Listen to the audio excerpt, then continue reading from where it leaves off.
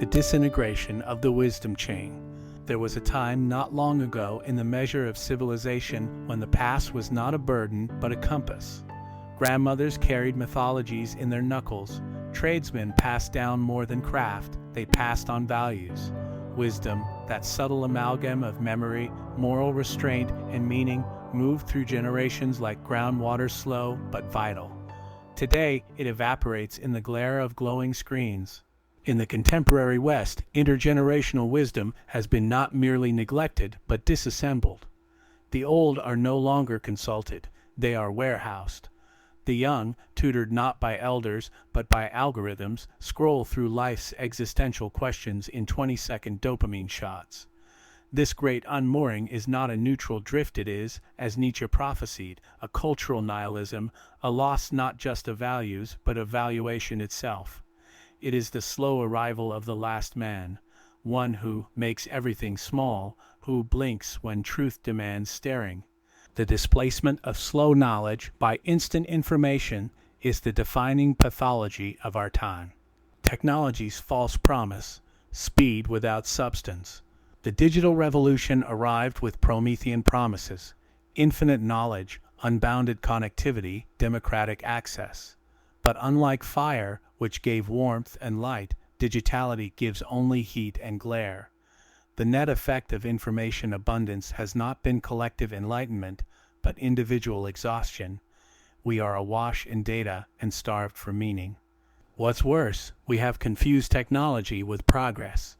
Every epoch has its tools, but no tool has ever demanded so total a surrender of memory, rhythm, and scale. Where once the clock synchronized us to sun and season, the smartphone synchronizes us to the solipsistic churn of attention economies. In this environment, tradition is treated as nostalgia and nuance as inefficiency.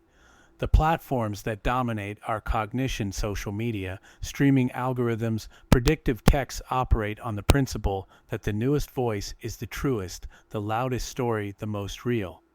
The logic is not one of collective enhancement, but of personalized isolation. Nietzsche warned of this civilizational atrophy. In Thus Spoke Zarathustra, the last man is not a villain, but a symptom, a culture that has forgotten the grandeur of aspiration, the beauty of contradiction, the sanctity of struggle.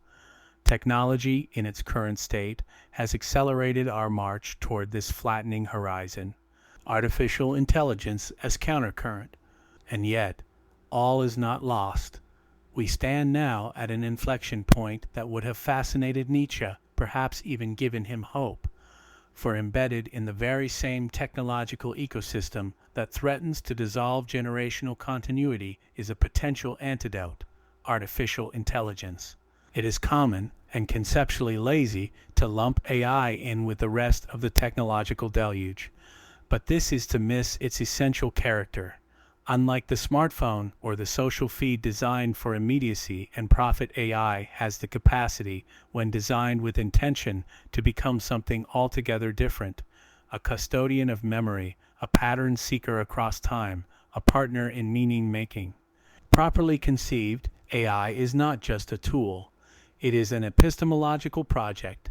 It can absorb the entirety of human discourse, identify contradictions, and weave connections across generations, disciplines, and geographies. It can become an intersubjective bridge, a cognitive commons where the past is not deleted, but dialogued with. In this framing, AI is not an extension of our current techno-crisis, but a corrective. It is not technology as diversion, but technology as enhancement.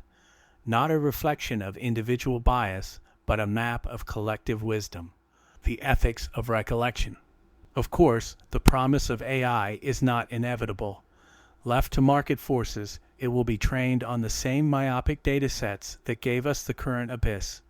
But with proper stewardship, philosophical, cultural, and intergenerational AI can do what our current systems no longer can: remember with depth, compare with care, and resist the tyranny of the now. This requires a new ethic of design. AI models must be trained not merely on big data, but on long data, the oral histories, the forgotten treatises, the embodied philosophies of ancestors whose wisdom never went viral. It must be capable of context, contradiction, and compassion. It must be capable of dwelling that lost art of lingering in complexity without rushing to certainty.